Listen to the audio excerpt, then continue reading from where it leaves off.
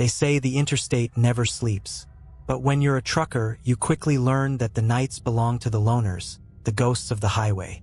I've been hauling freight for 15 years now, and I thought I'd seen everything. But what happened to me that night on Route 89 still makes me second-guess every single solo trip.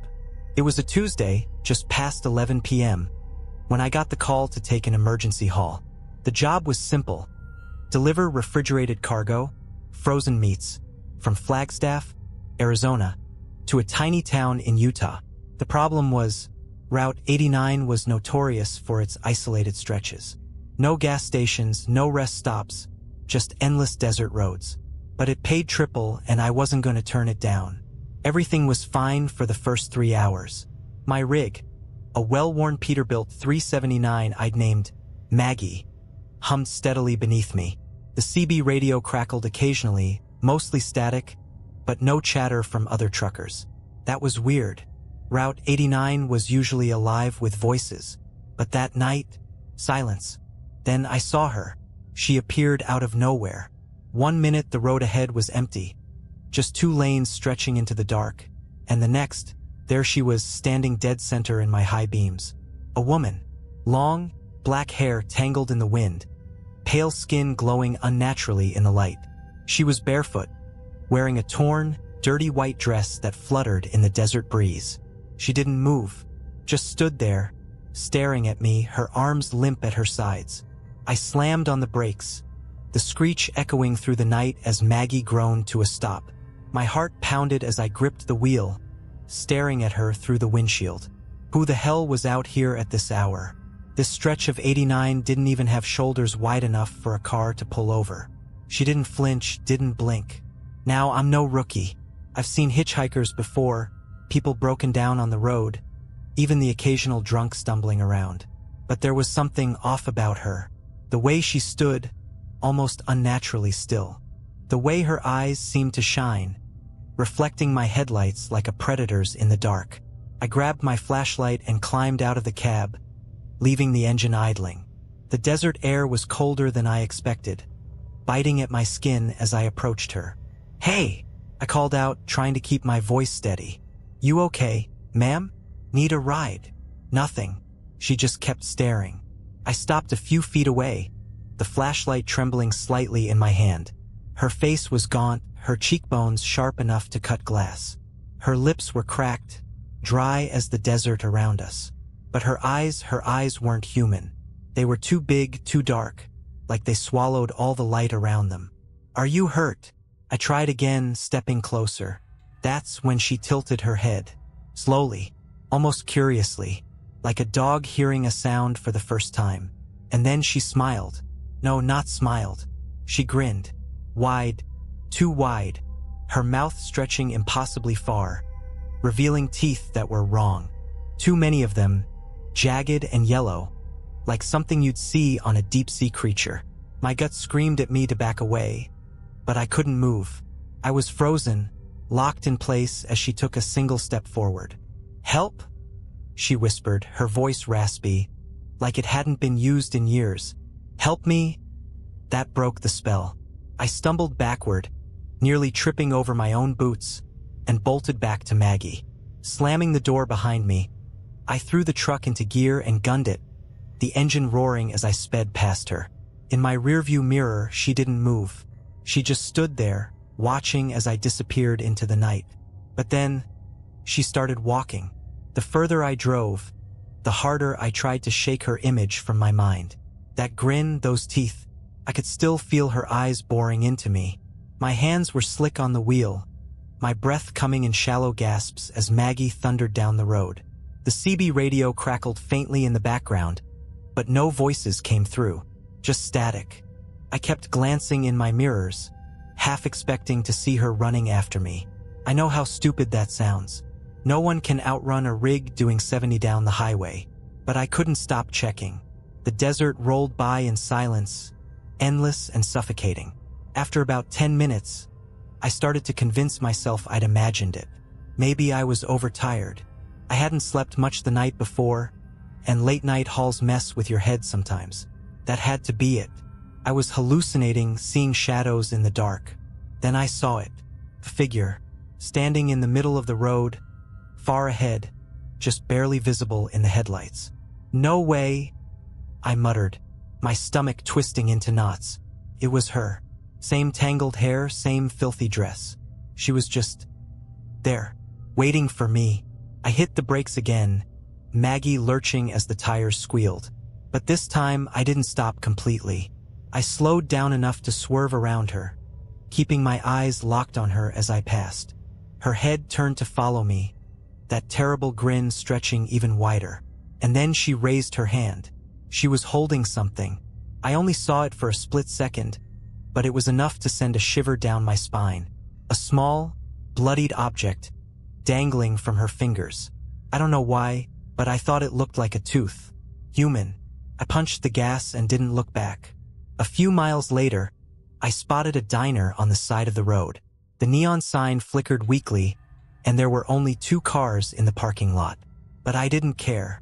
I needed to be around people to get some light, some warmth. Maggie rumbled to a stop, and I jumped out, my boots crunching against the gravel. Inside, the place was quiet, almost eerily so. A lone waitress stood behind the counter, pouring coffee for a trucker in a faded baseball cap. A couple sat in a booth near the window, sharing a plate of fries. The jukebox in the corner was playing something soft, maybe Patsy Cline. I slid into a booth and ordered a coffee, my hands still shaking. The waitress, a middle-aged woman with tired eyes, gave me a concerned look but didn't ask questions. That was fine by me. I just needed a few minutes to breathe. I kept glancing out the window, half expecting to see her face pressed against the glass. But the parking lot was empty, save for Maggie and the 2 cars. The coffee came, and I downed it in one gulp, the burn grounding me for a moment.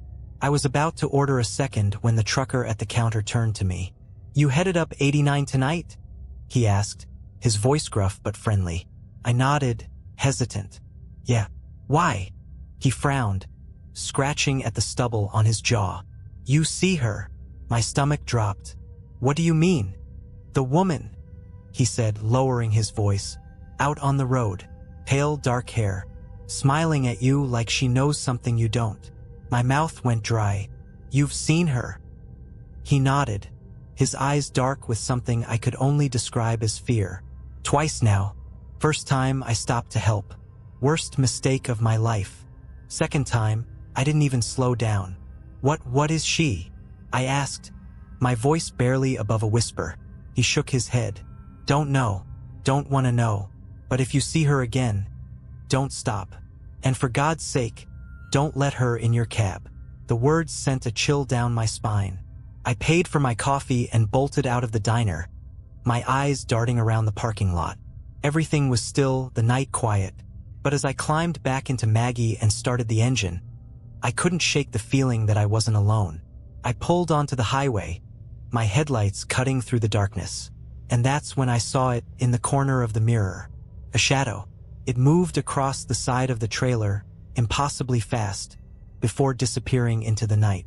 The next few miles were a blur. My hands gripped the wheel so tightly, my knuckles turned white. Every shadow on the road, every flicker of movement in my mirrors, sent my heart racing. I kept telling myself it was nothing, that the shadow was just my imagination. But deep down, I knew better. She was out there. The radio crackled to life, startling me so bad I nearly swerved. First, it was just static, hissing and popping. Then, faintly, a voice broke through. "You left me?" I froze, my breath caught in my throat. The voice was soft, raspy, like someone whispering through clenched teeth, and it was coming through my CB. I grabbed the mic, my hand trembling. "Who is this?" I barked, my voice louder than I intended. "This channel's for truckers only. Quit screwing around." Silence. Then a long, low exhale. "You left me?" The voice repeated, softer this time, like a child's whimper. I yanked the CB cord out of the dash, the hiss of static cutting off abruptly. My heart was pounding so hard I thought it might burst out of my chest. I tried to focus on the road, on the lines rushing beneath my tires, on anything but the voice. That's when I heard it. A soft tap. It came from the passenger side of the cab, a light knock against the door. I glanced over, praying I wouldn't see what I knew was there, but of course I did. She was clinging to the side of the truck. Her face was pressed against the window, her lips curled into that impossibly wide grin. Her eyes, black, endless voids, stared straight at me. Her filthy hair whipped wildly in the wind, and her fingers, long and thin, gripped the edge of the window like claws.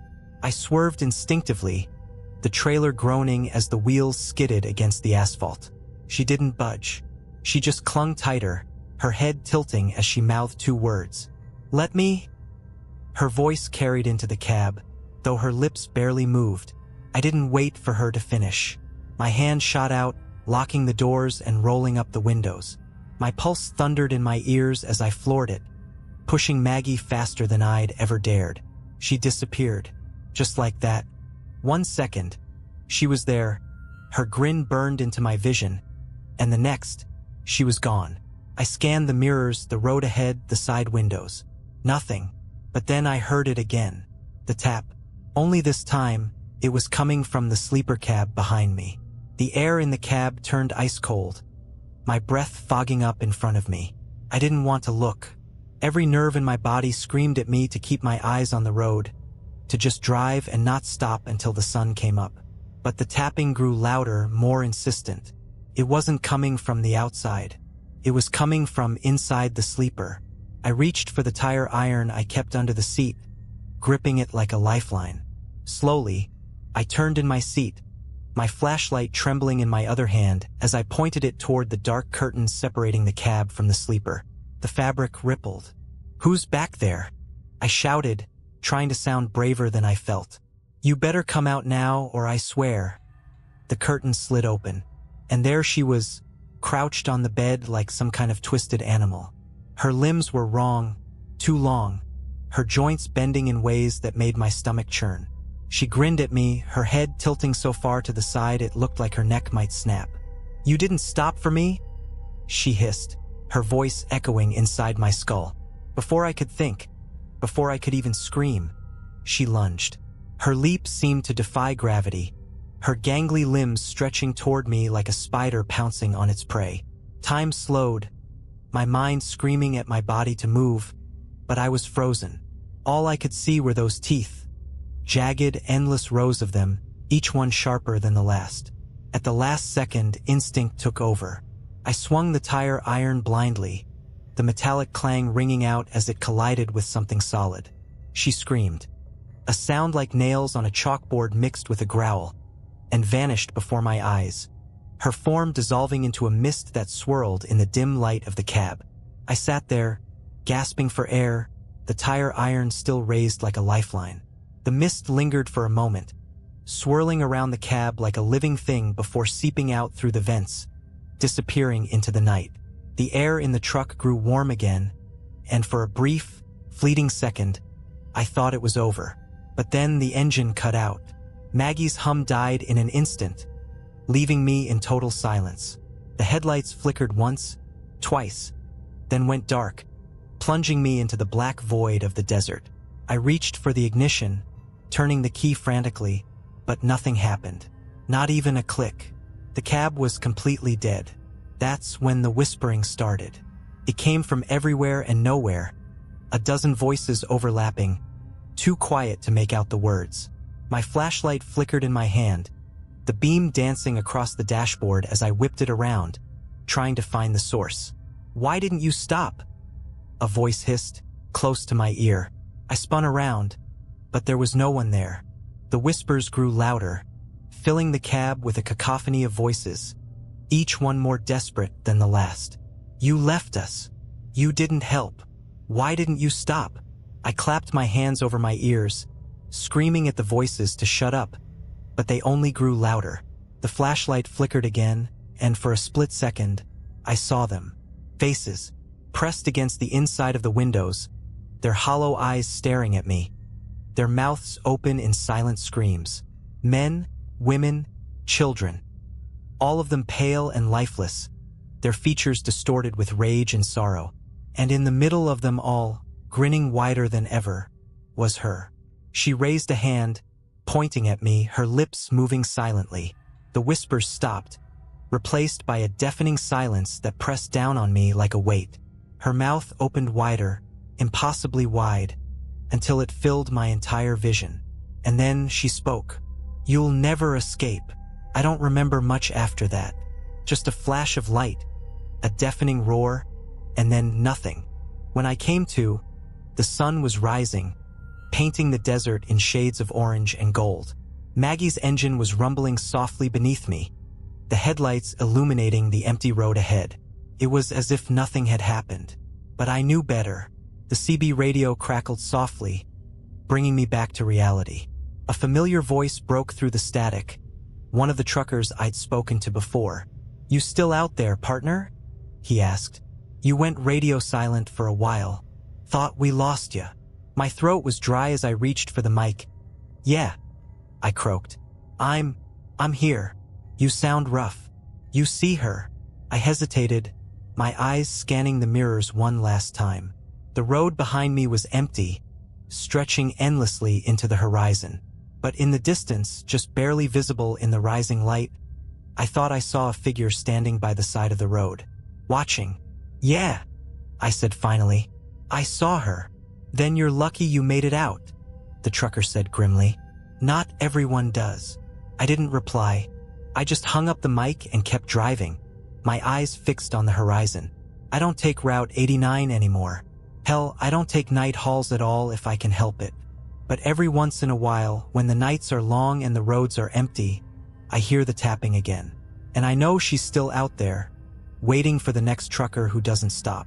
You'd think that after a night like that, I'd hang up my keys for good, quit the road, get a desk job, maybe even retire early. But that's not how it works for us truckers. The road calls and the bills don't stop coming. So I kept driving, though I avoided Route 89 like the plague. For a while, things went back to normal. No whispers, no shadows, just the endless rhythm of tires on asphalt. But the memory of her never faded. It was like she'd burned herself into my mind, her grin flashing in my nightmares, her voice haunting the silence between radio calls. And then, about 6 months later, I got another night haul. This one wasn't on Route 89, but it was close. Another lonely stretch of desert highway, miles from any town or help. I almost turned it down, but the pay was too good, and I convinced myself it was just another job. It started normally enough. The trailer was loaded with electronics bound for Vegas, and the first few hours passed without incident. But as the night wore on, I felt it again. That heavy, oppressive stillness, like the air itself was watching me. Around 3 a.m., the radio crackled to life. Static, faint at first, then louder. I turned the dial, trying to clear it up, but no matter what channel I switched to, the same sound came through. A whisper. "You didn't stop." My blood ran cold. I grabbed the mic, my voice shaking as I barked into it. "Who the hell is this? Quit screwing around." No response, just static, and then faintly a laugh, low and guttural, like it was coming from somewhere deep inside the speaker. I pulled off the road, my hands trembling as I shut off the engine. The desert was silent, the stars overhead too bright, too sharp. I climbed out of the cab, the cool air biting at my skin as I scanned the horizon. Nothing, just the empty road and the endless expanse of sand and scrub. And then I heard it. The tap. It came from the back of the trailer, faint but unmistakable. A slow, deliberate knock, like someone rapping their knuckles against the metal. My heart pounded as I grabbed the tire iron from the cab and made my way to the rear of the rig. The tapping continued, steady and rhythmic, each knock echoing in the stillness. I reached the doors, my flashlight shaking in my hand as I aimed it at the latch. "Whoever's back there," I called out. "You've got about 3 seconds to leave before I call the cops." The tapping stopped. For a moment, there was nothing, just silence and the sound of my own ragged breathing. Then, slowly, the latch began to move. It slid open with a screech, the doors creaking as they swung outward. My flashlight beam darted inside, illuminating row after row of stacked boxes. The trailer was empty, except for the cargo. But the air inside felt wrong, thick and heavy. like stepping into a room where something terrible had just happened. And then I saw it, scrawled in black on the inside wall of the trailer, written in shaky, jagged letters. "You can't run forever." I staggered back, dropping the flashlight as the words burned into my vision. The tapping started again, louder this time, coming from all around me. Inside the cab, the roof of the trailer, the desert itself. I scrambled into Maggie, locking the doors and flooring the gas, the rig roaring to life as I tore down the highway. In the rearview mirror, the trailer doors swung wildly, flapping in the wind. And for just a second, I saw her again, crouched inside the trailer, her grin stretching wider than ever. I made it to Vegas that night, but barely. I delivered the load, parked Maggie, and checked into a cheap motel on the outskirts of town.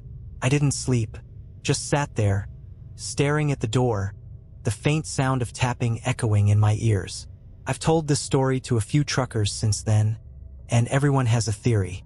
Some say she's a ghost, the spirit of someone who died on the road, seeking revenge on those who didn't help her. Others think she's something older, something inhuman that preys on drivers who dare to travel the desert alone. Me? I don't know, and I don't care to find out. All I know is this: if you're ever out on a lonely highway at night and you see a woman in white, don't stop. Don't talk to her. Don't even look at her. Because once she finds you, she never lets go. It's been years since that night. I don't drive the long hauls anymore. The money was good, sure, but after what happened on Route 89, and again on that stretch to Vegas, I realized it wasn't worth my sanity or my life. I sold Maggie to a younger guy, a fresh-faced kid named Ryan who had that same eager look I used to have when I first hit the road. I tried to warn him. "Don't take the night routes," I told him. "Stick to the main highways, and if you see something out there, keep driving." He laughed it off, said I sounded like one of those old-timers spinning ghost stories. I didn't press the issue. Some lessons you can't teach. They have to be learned. But the road doesn't forget. A couple of weeks ago, I was sitting in my kitchen, nursing a cup of coffee when the phone rang. It was Ryan. His voice was shaky, panicked, like he couldn't catch his breath. "She found me," he said. I didn't need to ask who he meant. Ryan told me he'd been hauling up Route 89 late at night, his first time on that stretch. "She was standing in the middle of the road," he said, his voice cracking. "She smiled at me, man. Just smiled." I asked him what happened next, already dreading the answer. I stopped. My heart sank. "Why the hell would you do that? She looked like she needed help," he shouted. "What was I supposed to do? Just leave her there?" "Yes," I said firmly. "You were supposed to keep going." There was a long pause on the other end of the line. When he spoke again, his voice was barely a whisper. "She's following me now. Every night I see her. In the mirrors on the side of the road. Sometimes I hear her in the trailer, tapping. I can't outrun her. She's always there." I didn't have the heart to tell him the truth. That once she's found you, there's no escaping her. All I could say was, "Don't stop again. No matter what. Don't stop." He hung up without saying goodbye. The thing about the road is it stays with you. The memories, the places, the people. It all lingers like a ghost riding shotgun in your mind. And sometimes when I'm lying in bed late at night, I still hear it. That soft, rhythmic tapping. Faint at first, then louder, more insistent. I haven't seen her again, but I know she's still out there, waiting, watching. If you're ever on the road late at night and you see a woman standing alone, don't stop. Don't even slow down. Because once you let her in, once you let her see you, you're hers forever. And if you're lucky enough to make it out alive, like me, you'll spend the rest of your life wondering when she'll come back. Because she always does.